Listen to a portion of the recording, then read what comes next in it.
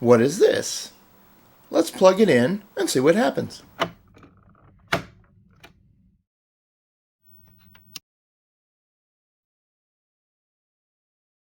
That didn't seem to do anything. Let me try something.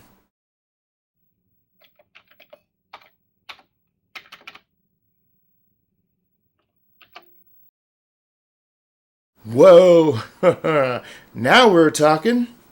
Didn't even have to load it from disk. Let me see if... Yep, still there. Cool.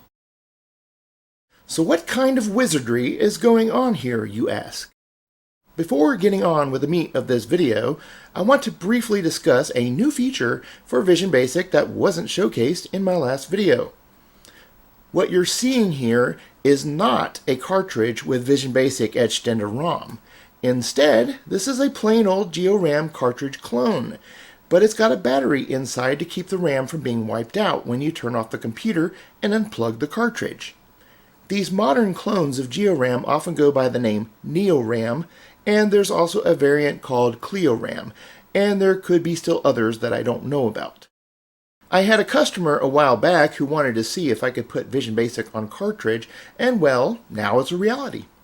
Granted, it's not the type of cartridge he was pressing for, but I personally think this is better in some key ways. For example, all you need to do is load up Vision Basic 1.1 with a NeoRAM cartridge plugged in, and Vision Basic will handle the rest. You don't need to install anything. You really don't need to do anything at all, except make sure that GeoRAM is the default expansion. From there, it's all automatic. And if Vision Basic gets an update, all you need to do is load the updated version of Vision Basic, run it, and you're all set. Another benefit is that your last project should still be in memory, though I cannot stress enough that you really need to save your work to disk before shutting off your computer. Always, always, always save your work. The battery inside the NeoRAM should last several months, maybe even years, but the one I have seemed to last several months. But this might vary based on use. CleoRAM units are claimed to retain memory for perhaps 3 years on a single battery, but I don't know if anyone knows this for sure. Anyhow, if the battery runs out, just pop a new one in, reload Vision Basic from disk, and you're up and running again. I purchased my GeoRAM clone from someone on Tindy, and I got the cartridge case from Retro Innovations. I can put some links in the description for these products. I had to drill a hole in the end of the case because the NeoRAM board has a reset switch at the tip. Getting the hole in the exact place it needs to be is a bit tricky though. I printed my own label for it, and I'm satisfied with the results. So a seller who goes by RetroFletch sells 1 megabyte and 2 megabyte sizes of NeoRAM on Tindy. And there is a guy on eBay who sells CleoRAM units that come in 2 megabyte and 4 megabyte RAM sizes, and he also sells cartridge cases. But I haven't tried CleoRAM yet. There may be other options for GeoRAM that back up memory, but I haven't had time to explore the other options yet. I've purchased a few other products, but I'll have to outline my discoveries in another video. Vision Basic should run with any variant of GeoRAM memory, but the traditional versions don't save your data. Both of these sellers also sell other C64 hardware, so make sure to check out their other wares. Not underwears, other wares. Please note that GeoRAM and its clones are not a substitute for an RU for things like the Sonic port that came out not too long ago for the C64. GeoRAM is strictly a form of expanded RAM, and it's nowhere near as fast as an RU on a stock C64 machine. It just tends to be cheaper. And in the case of NeoRAM, possessing a backup battery. The last thing you need to know is that you'll have to start Vision Basic with SYS 57000 every time you want to boot up from your GeoRAM cartridge. This isn't a huge deal because loading everything from disk each time takes considerably longer than just typing SYS 57000. It's also important that you don't disturb the GeoRAM addresses that make this possible. I had a wide range of addresses I could have gone with for the SYS call, but I chose 57000 because it's easy for me to remember. I just think Heinz 57 sauce and follow that number up with 3 zeros. And if you ever get booted out of Vision Basic or type quit, like so, all you need to do is type SYS57000 and you're back up and running again. Are you excited? I hope so, because I have another cool feature to discuss, and it's the main reason for this video. Vision Basic now supports 2-button joysticks and gamepads. Version 1.0 doesn't have this capability, but version 1.1 does. I have to thank Marcio for this recommendation.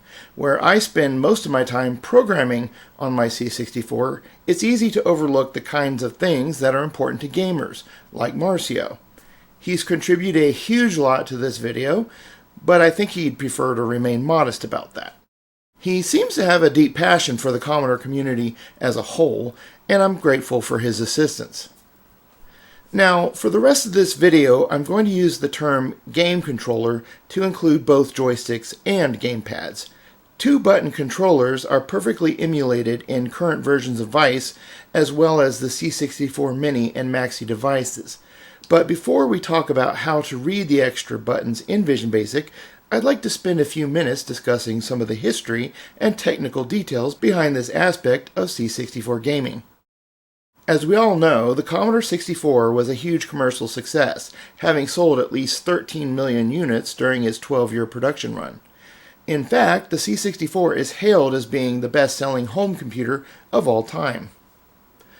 So in December 1990, a game console version of the C64 was released to capitalize on the booming console market dominated by Sega and Nintendo.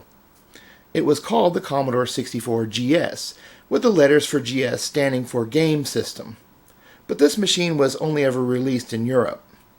In contrast to the wildly successful C64 home computer, the C64 GS console was a commercial failure, having sold only around 20,000 units. On October 29, 1988, more than 2 years before the 64 GS was released, Sega had already released the much more powerful Mega Drive in Japan, which was then released in North America as the Sega Genesis nearly a year later on August 14, 1989. The unit started selling in Europe under the name Mega Drive in September of 1990, just a mere 3 months before the 64 GS was to make its debut. And just a month before the 64 GS debut, Nintendo had released its own 16-bit console in Japan called the Super Famicom, with later releases in North America and Europe under the familiar name of the Super NES. This leads us to question Commodore's wisdom of releasing an 8-bit gaming system, given that the transition to 16-bit console gaming was already firmly underway. But I digress. Let's all digress. Jimmy, are you digressing? You better be. The 64 GS lacked the external connectivity of the C64 computer, so you couldn't connect disk drives and printers to the console. It was a cartridge-based console with a modified motherboard so that cartridges could be inserted at the top of the machine instead of the rear. Instead of displaying the C64's basic interpreter screen at startup, it had a modified ROM that booted to a screen asking the user to insert a cartridge. The most glaring difference is that the 64 GS had no keyboard. With the introduction of the 64 GS, most game cartridges released during this period were typically promoted as being compatible with both the C64 computer and the 64 GS console. After all, the electronics inside the 64 GS were virtually identical to the Commodore 64 computer. However, the library of C64 cartridges released up until 1990 were not necessarily forward compatible with the 64 GS on a practical level. While such cartridges would boot just fine when inserted into the 64 GS, any cartridges that required keyboard input of any kind would fail due to the 64 GS not having a keyboard. A serious blunder was made by Ocean Software when they released their Terminator 2 game cartridge, which was promoted as being compatible with the 64 GS. When you plugged the cartridge into the 64 GS, you couldn't get any further than the menu screen because it required you to press the letter T to play the Terminator 2 game. which of course was impossible due to the lack of keyboard on the 64GS. In all, there were some 28 games that were released as 64GS compatible during the console's brief life, which was a far cry from the 100 titles promised by Christmas of 1990. As if the crippled console wasn't bad enough, the 64GS package included a joystick called the Cheetah Annihilator, universally panned as a very bad piece of hardware. It was a flimsy controller that wasn't comfortable to use and broke down rather quickly. To make matters worse, the Cheetah Annihilator by itself wasn't widely available on retail shelves, making replacements difficult to purchase. And so, with seemingly nothing going for it, the 64GS quickly faded into obscurity, even as the C64 computer continued to sell respectably up until Commodore's bankruptcy in 1994. But wait, if all this has sounded like a comedy of errors, there's actually a silver lining in all of this. Remember the Cheetah Annihilator joystick I mentioned a few moments ago? Despite its flaws, it does have a rather unique characteristic. It has two independently programmable buttons. Since the C64's release in 1982, one-button joysticks had been the standard on the platform. With the release of the 64GS and its two-button joystick, the C64 platform had finally transcended the one-button standard. It had finally caught up to the two-button standard enjoyed by the 8-bit gaming consoles from Sega and Nintendo since the mid-1980s. Here are some 64GS games that made use of the second joystick button. Feel free to pause the video at this point if you need to look at this list for a bit longer. And here's a list of games outside of the 64GS library that support the use of two-button game controllers, many of them being newer titles. Two-button functionality adds much more enjoyment to certain games, so some of the best developers have been including that support in their newest games. In the coming years, you can expect even more games to include two-button controller support as more developers hop on the bandwagon. Last but not least, here is a long list of games that were originally released with support for only one-button game controllers, but were later modified by third parties to allow the use of two-button controllers. I'll leave information in the video description about where you can access these repositories of modified games. Before we delve into how you can take advantage of two-button game controllers using Vision Basic, let's briefly discuss the electronics behind this feature. In a nutshell, the C64 uses a 9-pin control port for game controllers. Pin number 9 is known as the Pot X line, and its common purpose is to accept input from one of the game paddles you might attach to the C64. But instead of using it to accept paddle input, that line can be used to read a second button when an appropriate controller is attached. And if that wasn't crazy enough, the Pot X line is read by the C64's SID chip. Yes, the chip inside your C64 that makes beautiful sound and music is even more versatile than you thought. At this point, we really need to discuss some very important items, so pay close attention, folks. Like, really close attention. Like, just get your eyeballs glued on the screen, okay? The first issue is that you should never plug a multi-button game controller into your C64 without knowing how the controller is wired internally. Just because a controller has a 9-pin connection that appears to fit into a C64 control port, that doesn't mean that the controller is safe to use with the C64. Plugging in an unsafe controller into your C64 can seriously damage your computer. One particular game controller that's been known to damage the C64 is the Sega Mega Drive/Genesis Gamepad. So it's really important to use a game controller that's wired properly for use with the C64, either by doing the rewiring yourself if you've got the know-how, or by purchasing a controller that's wired properly for safe use with the C64. If you must use game controllers that aren't normally safe to use with the C64, there are adapters you can buy or make that will allow you to use them with your C64 without causing damage. I'll leave links in the video description of some adapters that you can investigate. The second major issue to understand is that not all two-button game controllers for the C64 have two independent buttons. Some C64 controllers are wired with the second button mirroring the joystick up or D-pad up motion in order to allow your game character to jump by pressing that second button, for example. Those game controllers won't allow you to play C64 games programmed with two buttons in mind. If you'd like to play two-button games, look for controllers that are described as having two independent buttons, or having 64GS compatibility. I'll leave some links in the video description of where you can buy two-button controllers that are 64GS compatible. Another issue to consider is that if you include support for two-button controllers in a game that you are programming, you should make it a selectable option, not an absolute requirement. If you make two-button controllers a mandatory requirement, then people without two-button controllers won't be able to play your game properly. So let the player decide if they want to play your game using a one-button controller or a two-button controller.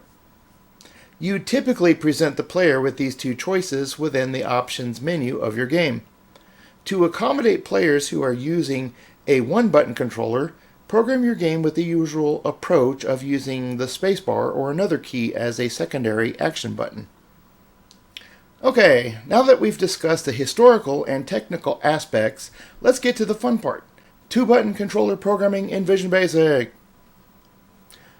Whenever I add a new feature to Vision Basic, I want to maintain backwards compatibility where possible. If you want to access the regular fire button in Vision Basic, you simply type the following. B equals button port. You tell Vision Basic which port to read from, 1 or 2, and then the condition of the button is returned into the chosen variable, in this case B. A value of 0 means that the button is not being pressed, and a value of 1 means that the button is being pressed. The process is simple, and it works. Nothing has changed about this.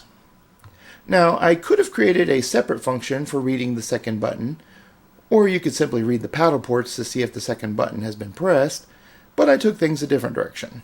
Since the sole parameter for the button function indicates the port of the controller button you wish to read, why not add another parameter to tell Vision Basic which button you wish to read from that port? And that's exactly what I did. You can now add an optional second parameter to indicate which button you wish to read. So, if I go back here, type 1. And I'm going to put a space here. Hold on, folks. Oops. Let me do that again. B equals button. Okay, sorry. I goofed up. See, you can choose to read the default controller button by supplying a second parameter of 1. Or you can change it to 2, like so, to read the second controller button. It's important to note that since the second button is being read from the same line that the paddles are read from, there will be a mandatory delay between the port selection process and the actual reading of the paddle line.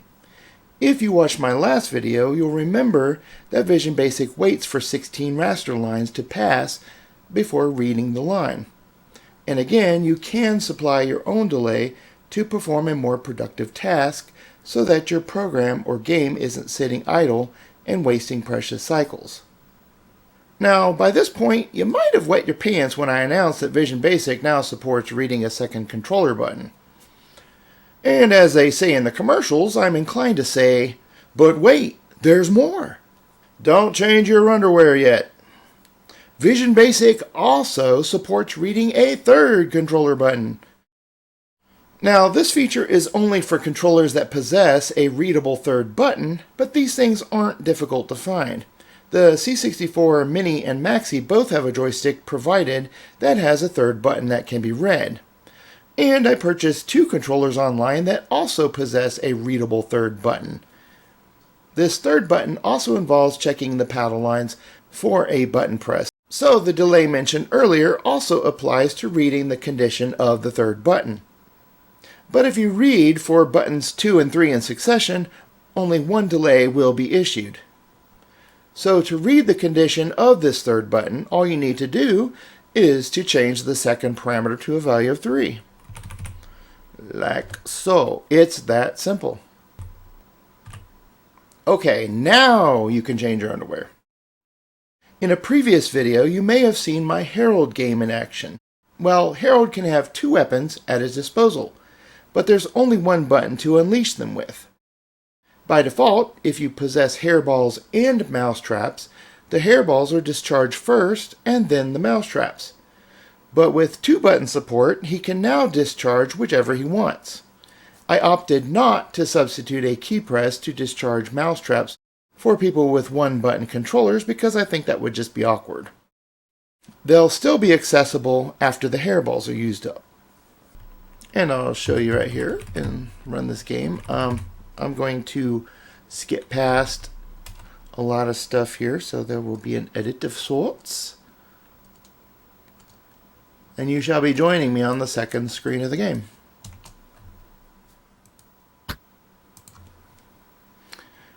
Okay.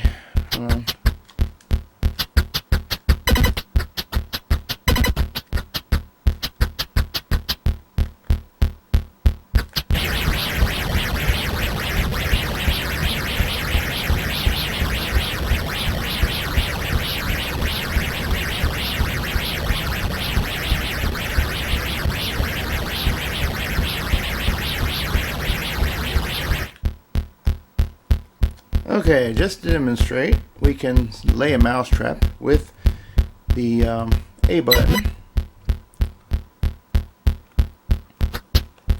Put one there.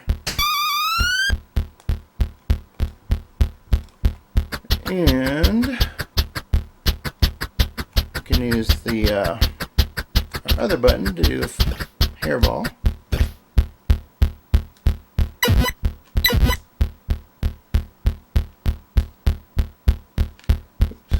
Another hairball, another hairball, another mousetrap,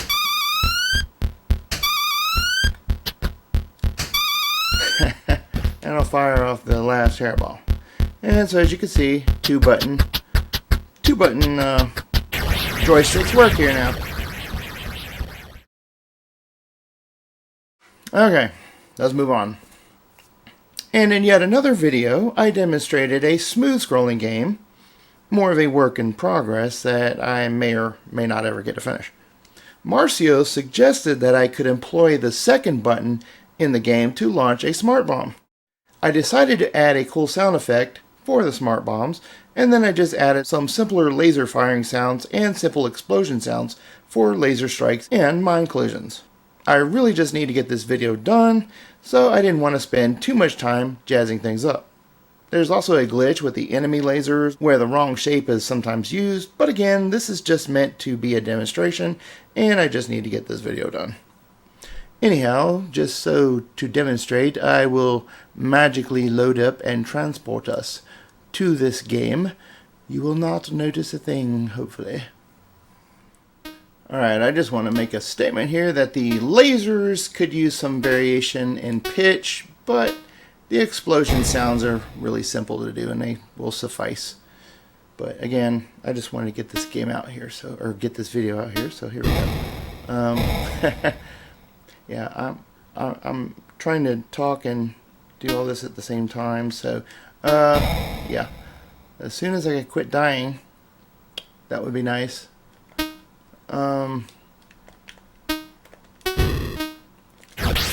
Okay, there's an example of the smart bomb. You have unlimited smart bombs right here. Whoa, okay. Yeah, that crazy cool sound effect, that's a smart bomb going off. But this is just for demonstration. Obviously in a real game you would not have tons of smart bombs, and it's hard for me to talk and play at the same time, so yeah. Plus, I'm very tired tonight, folks. I apologize. But yeah, check that out. But yeah, the laser fire is just really a very simple tone. And like I said, I would personally want to change that. But the explosions... well, not that one. That explosion. That is just a very simple programming behind that, really. But anyhow, you get the idea. Voila. And again, this game now has, or I mean, I wouldn't want to call it a finished game, but this game now has, or program now has 2-button support. And I got to get out of this one now too, so.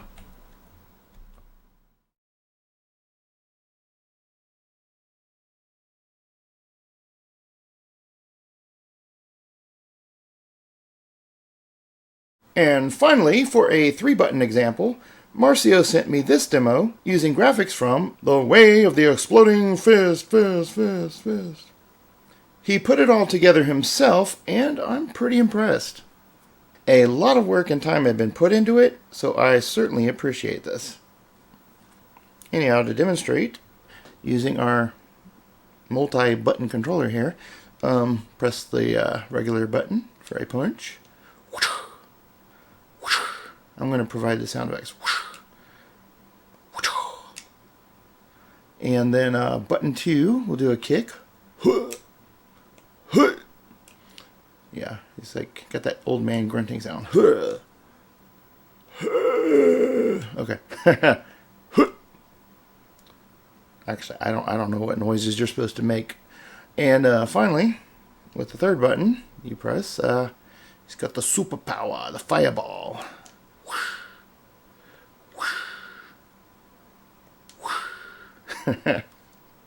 So this illustrates how adding the 2 extra buttons can vastly improve the gameplay for certain games. I come from the era where you had to memorize a ton of key presses to get things done in certain programs like word processors, so this is certainly a welcome thing to be able to use extra controller buttons instead of keyboard keys. Marcio said that the fireball idea came from the Street Fighter games, if you were wondering. Alright, so it looks like we've reached the end of the video. Check the description of this video for all relevant links. And start imagining what kinds of games you could create with 2-button support, or even 3-button support. For those interested in the boxed sets of Vision Basic, the artwork is mostly the same except for the titling along the sides of the box. The manual is thicker as well and includes a command index. I won't be including a separate disc anymore for the Spredator, but I'll likely include whatever older discs I have still on hand in with the first few boxes ordered. About 15 of my box set manuals have various minor defects, so I'll try to provide some kind of markdown for those. I had to go with a new publisher for these manuals because the other publisher wouldn't work with me on the coil sizing so that the manuals could fit the new boxes, which are deeper, mind you. In the end, all the parts and pieces of the box sets were a good bit more expensive this time around, and considering how much more I paid for the newer manuals, I'm not too happy about the 15 that had defects.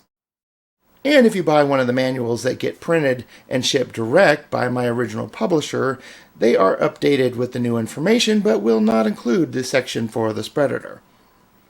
I sincerely want to thank everyone who's helped get me past the 1,000 subscriber threshold. Yee-hoo! Let's have this guy here celebrate. Yay. How about that? I mean, he's excited. He's really excited. I know that what I produce isn't for everyone, but I try to produce quality content. Much of what I produce is supplemental to what Vision Basic users will find in the manual. I mean, there's only so much you can fit into a manual. And I also try to show off what Vision Basic can do.